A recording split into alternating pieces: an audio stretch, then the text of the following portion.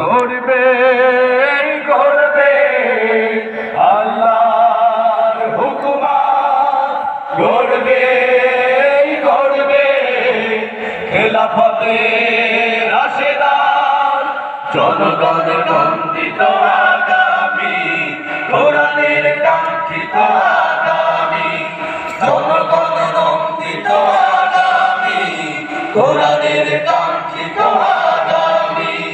বাংলাদেশ জামাতে ইসলামী, বাংলাদেশ জামাতে ইসলামী, বাংলাদেশ জামাতে ইসলামী, বাংলাদেশ জামাতে ইসলামী। আসসালামু আলাইকুম।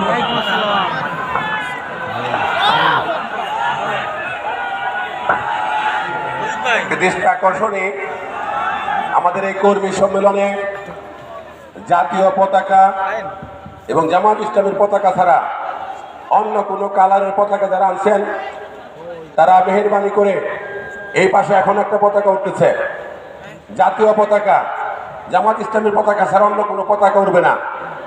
যারা এনেছেন মেহেরবানি করে খুলে ফেলেন।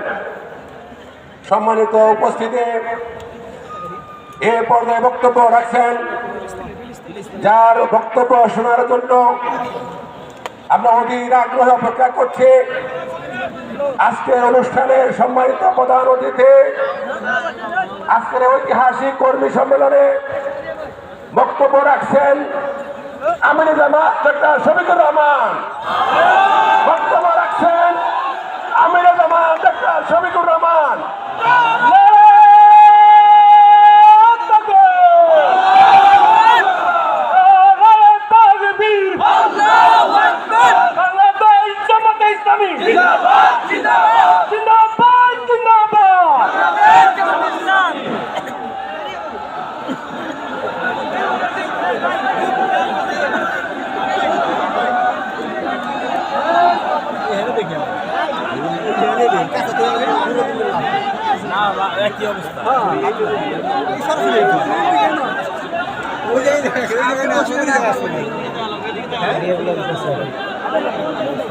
আসসালামু আলাইকুম ওয়া রাহমাতুল্লাহ। ওয়ালাইকুম আসসালাম ওয়া রাহমাতুল্লাহ। অর্ধেক সালাম আর অর্ধেক স্লোগান। আবার সালাম দিচ্ছি, আসসালামু আলাইকুম ওয়া রাহমাতুল্লাহ। ওয়ালাইকুম আসসালাম ওয়া রাহমাতুল্লাহ। আলহামদুলিল্লাহি রাব্বিল আলামিন ওয়াসসালাতু ওয়াসসালামু আলা রাসূলিহিল কারীম ওয়া আলা আলিহি ওয়া সাহবিহি ওয়া আহলি বাইতি আজমাইন। আম্মা বাদ। বাংলাদেশ জামাত ইসলামী ঐতিহ্যবাহী ঢাকা জেলা শাখা আয়োজিত আজকের এই বিশাল কর্মী সম্মেলনের সম্মানিত সভাপতি, বাংলাদেশ জামাত ইসলামী ঢাকা জেলা শাখার সম্মানিত আমির জনাব দেলোয়ার হুসাইন, মঞ্চে উপবিষ্ট বাংলাদেশ জামাত ইসলামীর কেন্দ্রীয় নেতৃবৃন্দ, ইসলামী ছাত্র শিবিরের কেন্দ্রীয় সভাপতি সহ নেতৃবৃন্দ, মঞ্চে বসা আঞ্চলিক এবং স্থানীয় নেতৃবৃন্দ, সমবেত সহকর্মী ভাইয়েরা, আল্লাহ তাবারক ওয়া তাআলার শুকরিয়া আদায় করছি। মৃদু শীতের আজকের এই সকাল থেকে আল্লাহ তাআলা উন্মুক্ত পরিবেশে আমাদেরকে বহুদিন বহু বছর পর এই ধরনের একটি সম্মেলন অনুষ্ঠানের তৌফিক দান করেছেন, আলহামদুলিল্লাহ। স্বৈর শাসক একটানা 15.5 বছর এই জাতির ঘাড়ের উপর জগদ্দল পাথর হিসাবে চেপে বসেছিল। তার আগের 2 বছরের অসাংবিধানিক অস্বাভাবিক সরকারটাও ছিল তাদেরই উচ্ছৃঙ্খল আন্দোলনের ফসল। সব মিলিয়ে জাতি 17.5 বছর ফ্যাসিস্ট শাসনের অধীনেই ছিল। যারা ফ্যাসিবাদী, এক সময় তাদের পতন হয়। পতন যখন হয় তখন মজলুম মানুষ আর তাদেরকে কবুল করে না। দেশের বুকে তাদের থাকার তখন সৎসাহস হয় না। মঈনুদ্দিন ফখরুদ্দিনও আজকে দেশে নাই, ওরাও পালিয়ে গেছে। এরপরে যারা এসেছিল তারাও পালিয়ে গেছে। কেন? তারা না বলেছিল তাদের আমল বাংলাদেশের স্বর্ণযুগ, তাদের উন্নয়নের মহাসড়ক, তারা না বলেছিল বাংলাদেশ উন্নয়নের রোল মডেল, তারা না বলেছিল বাংলাদেশে আইনের শাসন কায়েম হয়েছে তাদের হাতে? তাহলে তাদেরকে পালাতে হলো কেন? পালায় তারাই যারা অসংখ্য অপকর্ম করে, যাদের কোনো নৈতিক সাহস থাকে না জনগণের সামনে মুখ দেখানো। তাদের সকলের পতন হয় অত্যন্ত অপমানজনক। সহকর্মী ভাইয়েরা, আল্লাহ তাআলার দান, ছোট্ট একটি দেশ, প্রায় 18-19 কোটি মানুষ। এত ছোট দেশে এত মানুষ, দুনিয়ার কথাও নেই। কিন্তু এটাও ঠিক, যেই দেশের 1 ইঞ্চি জমি এমন নেই যেখানে আল্লাহ নিয়ামত দান করেননি। জমির উপরিভাগ সবুজ, নিচে আল্লাহ তাআলা দিয়েছেন খনিজ সম্পদ, পানিতে আল্লাহ সম্পদ দান করেছেন, পানির নিচেও আল্লাহ খনিজ সম্পদ দান করেছে। এমন সুষম দেশ দুনিয়ার বুকে খুব কমই আছে।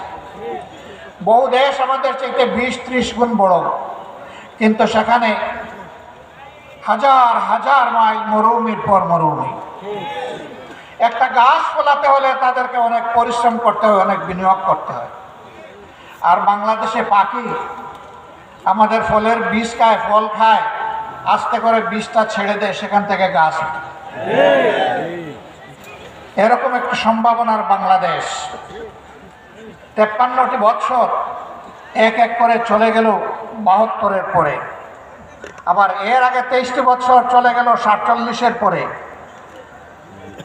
যারা এই ক্ষমতায় এসেছে, এই 2 দফা স্বাধীনতার সময় যাদের নেতৃত্বে দেশ স্বাধীন হয়েছিল, তারা জনগণকে ধোঁকা দিয়েছে। তারা জনগণের সাথে দেওয়া একটা কথাও রক্ষা করে নাই। তারা জনগণের সেবক হওয়ার কথা বলে জনগণের মালিক এবং জমিদার হয়ে বসেছিল। বিশেষ করে এই 17.5 বছর, 2 বছরের ধারাবাহিকতায় পরবর্তী 15.5 বছর যারা দেশকে শোষণ করেছে, নির্যাতন করেছে, মানুষের উপর জুলুম করেছে, সম্পদ লুণ্ঠন করেছে, যারা খুন করেছে, গুম করেছে, আয়নাঘর তৈরি করেছে, মানুষের ইজ্জত লুণ্ঠন করেছে, এরা দেশকে গুরুস্থান কিংবা শ্মশানে পরিণত করেছে। তারা বলতো তাদের আমলে দেশে নাকি শান্তি বিরাজ করছে। আমরা তখনও বলেছি, হ্যাঁ, এই শান্তি হচ্ছে কবরস্থানের শান্তি। কবরস্থানে সমস্ত মৃত মানুষের নিবাস, ওখানে কারো কণ্ঠ শোনা যায় না। অর্থাৎ তারা মানবতাকে হত্যা করে শান্তি কায়েম করেছিল। মানুষের সম্পদ চুরি করে, লুণ্ঠন করে বিদেশে তারা কাড়ি কাড়ি টাকা জমিয়েছে। তাদের এত লিপ্সা, পেট তাদের এত বড়, সেই পেট কিছুতেই ভরে না। হ্যাঁ, আদম সন্তানের পেট ভরবে কোমরের মাটিতে। অবশ্য এটা ঠিক যে জীবন্ত থাকা অবস্থায় অনেকে কবরের স্বাদ এখন পাচ্ছে। যারা নিরীহ মানুষকে আয়না করে রেখে দিন, সপ্তাহ, মাস অতিক্রম করে বছরের পর বছর অন্ধকার প্রকোষ্ঠে রেখে আজানটা পর্যন্ত শুনতে দেয়নি, আজকে তাদের পরিণতি দেখেই জাতির শিক্ষা নেওয়া উচিত। এদেশের জনগণ একটা পরিবর্তনের জন্য ছাত্রদের পাশে বুক চিতিয়ে দাঁড়িয়েছিল এই 24-এ। 47 থেকে শুরু করে, 71 থেকে শুরু করে 24 পর্যন্ত এসে দেশ, দিন এবং জনগণের স্বার্থে যারা জীবন দিয়েছেন, আমরা তাদের সকলের প্রতি গভীর শ্রদ্ধা জ্ঞাপন করছি। আল্লাহ তাআলার দরবারে দোয়া করি, আল্লাহ তাদেরকে শহীদ হিসাবে কবুল করুন। যারা বুক চিতিয়ে যুদ্ধ করেছেন, আল্লাহ তাআলা তাদেরকে মকবুল বান্দাবান্দি হিসাবে কবুল করুন।